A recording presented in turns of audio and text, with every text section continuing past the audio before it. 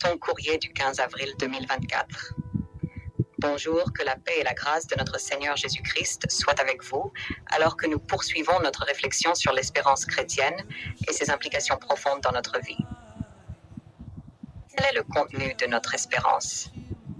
Nous avons répondu, tout d'abord, que nous espérons la manifestation de la gloire de notre grand Dieu et Sauveur Jésus-Christ. Tite 2, verset 13. Nous pouvons aussi mieux répondre en disant, notre espérance est la rédemption de notre corps. Romains 8, verset 23 nous le rappelle. Mais nous aussi, qui avons les prémices de l'Esprit, nous aussi nous soupirons en nous-mêmes, en attendant l'adoption, la rédemption de notre corps. La souffrance actuelle par rapport à la gloire à venir. La première chose que Paul a dite dans ce paragraphe de Romains 8, verset 23, est que, quelle que soit la souffrance, quelle que soit la douleur ou la frustration ou la déception qu'un enfant de Dieu endure aujourd'hui dans le siècle présent, cela ne semblera rien en comparaison de la gloire que l'enfant de Dieu vivra dans le siècle à venir. Les souffrances du temps présent ne sont rien comparées à la gloire à venir qui sera révélée pour nous. Si on ne connaît pas les souffrances de Paul, on pourrait penser que c'était une petite consolation, un genre de tour d'ivoire afin de réconforter les saints. Mais nous connaissons les souffrances de Paul. 5 fois j'ai reçu des Juifs, 40 coups moins 1. 3 fois j'ai été battu de verge. 1 fois j'ai été lapidé. 3 fois j'ai fait naufrage. J'ai passé un jour et une nuit dans l'abîme.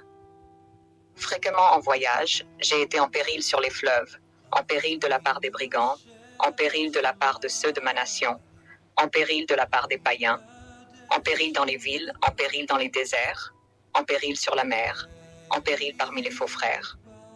J'ai été dans le travail et dans la peine, exposé à de nombreuses veilles, à la faim et à la soif, à des jeûnes multipliés, au froid et à la nudité. Et, sans parler d'autre chose, je suis assiégé chaque jour par les soucis que me donnent toutes les églises. 2 Corinthiens 11, versets 24 à 28. Cela ne prend pas beaucoup d'imagination pour savoir quel énorme tribut ce genre de vie prendrait sur le corps de Paul. On entend un écho de sa misère quand il dit « Notre homme extérieur se détruit ». Il veut dire que son corps se détruit. Le mot « détruit » est utilisé pour la rouille mangeant à travers le fer, des papillons de nuit mangeant à travers un chiffon, la famine amaigrissant le corps. Notre homme extérieur se détruit. Mais dans ce contexte-ci, de Corinthiens 4, versets 16 à 18, il fait la même remarque, comme ici dans notre texte, Romains 8, verset 18. Un euphémisme incroyable. Cette légère affliction momentanée prépare pour nous un poids éternel de gloire au-delà de toute comparaison. Un poids de gloire au-delà de toute comparaison, est-ce que Paul veut dire dans Romains 8, verset 18, quand il dit que les souffrances du temps présent ne sauraient être comparées à la gloire à venir qui sera révélée pour nous. Dans le prochain courrier, nous essaierons de comprendre pourquoi l'apôtre Paul est si confiant qu'une telle gloire arrive. Lecture recommandée, Philippiens 3, versets 20 à 21, 1 Corinthiens 15, versets 42 à 44.